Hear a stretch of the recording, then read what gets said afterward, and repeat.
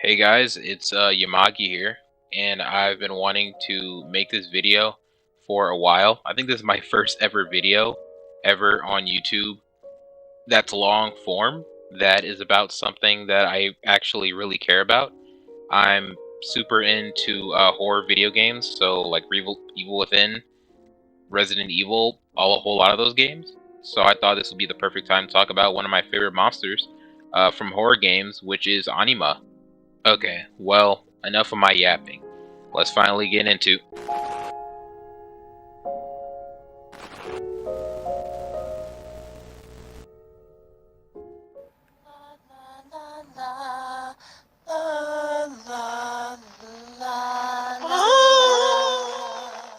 The first thing we know about Anima is that journal entries and notes left by dead soldiers around the map tell us that she's been an unpredictable and powerful force in STEM way before Sebastian even arrived to Union.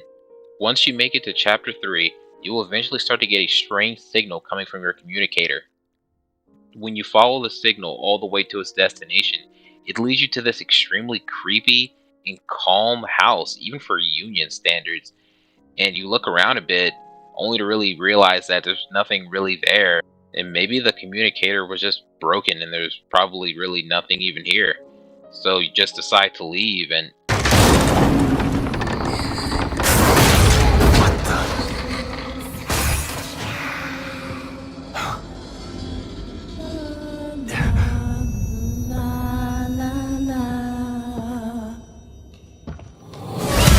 okay, let's get into her appearance. Anima is a tall, towering, pale, gaunt woman with long black flowing ragged hair that is usually always obscuring her face.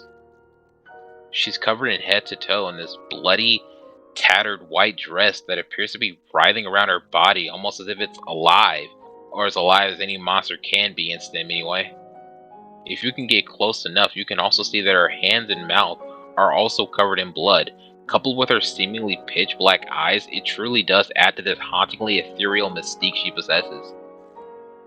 Now let's talk about her abilities. When it comes to her powers, she has what I like to best sum up as the best way to scare the shit out of the player power, but she really does have a myriad of abilities that are tailor-made to hunt and kill you. Number 1, this is a bad ability for us, but a good ability for her. Invincibility. Yay. Yeah, you heard that right. Invincibility. There is quite literally nothing that you have that can put her down at all. All you can do is just run and hide, and that's really all you can possibly do against something this powerful. Number 2, she can phase through basically any wall throughout STEM with little to no resistance. She can do this anywhere at any time. It's truly terrifying. Number 3, if she is near you, she can separate you from your current surroundings to an alternate, colder, duplicate version that excludes all enemies except her until she decides to leave or you escape her range of effect. Every time she used this on me, it would always catch me off guard and would scare the hell out of me because I'll always be like looking and turning my head around, being like, "Where is she? I can't find her." It's such a really bone-chilling move. Number 4, and this is one of her scariest moves. Just like you saw when you first met her, she has this weird, strange ability to just somehow increase her speed rapidly without any warning, and it can just completely catch you off guard, even if you're probably trying your best to run away from her. She can probably do this at any moment to just completely capture you and just murder you. Which, man, alright, time for number 5, and this next ability isn't really too dangerous, at least on the surface anyway, but she has the ability to twist the locations from your mind that are based off the fears that you have, and the reason why I don't think this power is as dangerous as her previous ones is because this is all just conjecture on my part, but since it's based off of your memory, it's easy to navigate and hide since it's so familiar. It's basically your home turf. Well, as long as you don't get caught, that is. Number 6. She could get even more ghost-like if she wanted to with this one, but she has the ability of telekinesis where she can move light and heavy objects with ease. But she is able to generate even more telekinetic force if needed, but it just costs a little bit more effort to do so. Okay, number 7. I saved the best for last, or I guess the worst for Sebastian in this case. Life Drain. This is an insta-kill move. There is no workarounds or exploits, no butts, no cuts, no coconuts to survive this attack. Once she catches you, it's game over, and seemingly gives us a little sneak peek at a lost version of Sebastian. Man, that would have been a really cool skin. Now that I think about it, a character that is invincible, can kill you with one hit, can warp stem to their liking, who does that remind you of exactly? Alright, on to final encounters. In Chapter 7, if you go to the Juke Diner and examine the body of a man that seems to have taken himself out trying to escape some sort of monster, after you get done looking through his memories and try to take the load off at the jukebox, this happens.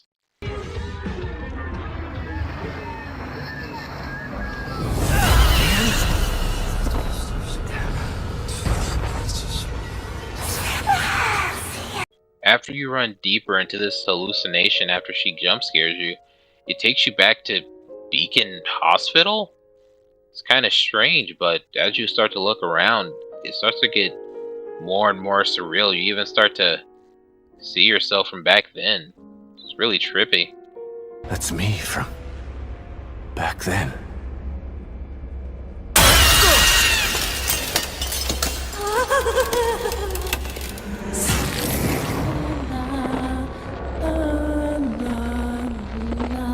Yeah, but after this ordeal, you sooner or later find your way out, and you eventually go back to that Juke Diner, where seemingly everything is fine.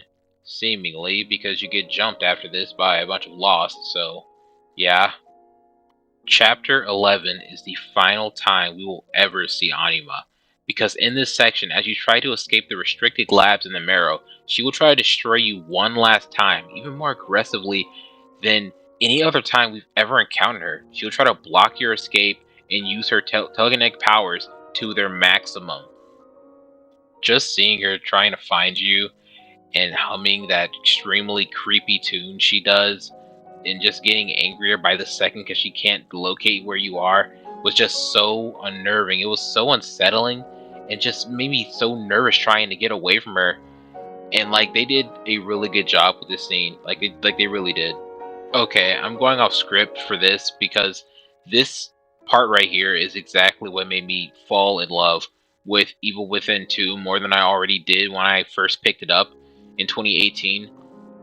I love this moment so much. Like, if what happened to Tango Gameworks never happened, I would have lost my mind for an immediate sequel to Evil Within 2 with these callbacks to the first game, the nods at Ruvik and where he's at or where he could possibly be. I don't know, man. It was just saying all this just made me so hyped for the future, and kind of sucks that the future of this franchise is very uncertain now. Once you escape her one last time, you enter in a room and you see a body on a table, and it's you from back then, still mentally trapped in Beacon with him. You understand what needs to be done. You pull out your gun to finally release yourself from the guilt and fear of what happened. You put the gun to your past self's head, and after this, Anima never returns, and she most likely went back to what she always was, a memory. And for the final part of this video, I will finally answer, what is Anima? In short, Anima is a force of nature that exists in STEM as a manifestation of all the residents' fears and guilt. Once you reach your mental limit in STEM and are about to snap, she will show up and devour what little part of you still exists. Those that were already mentally fractured before STEM were the most vulnerable to her attacks. What makes Anima such a interesting and enthralling monster is not only what she represents to Sebastian, but what she can represent to the player in real life. Just like how Sebastian was reliving the exact same nightmare over and over and over again in Beacon Hospital, the same can be said for the player and what they're going through, whether they struggle with something that happened to them in the past or something that they can't shake like depression or something like that, or an addiction.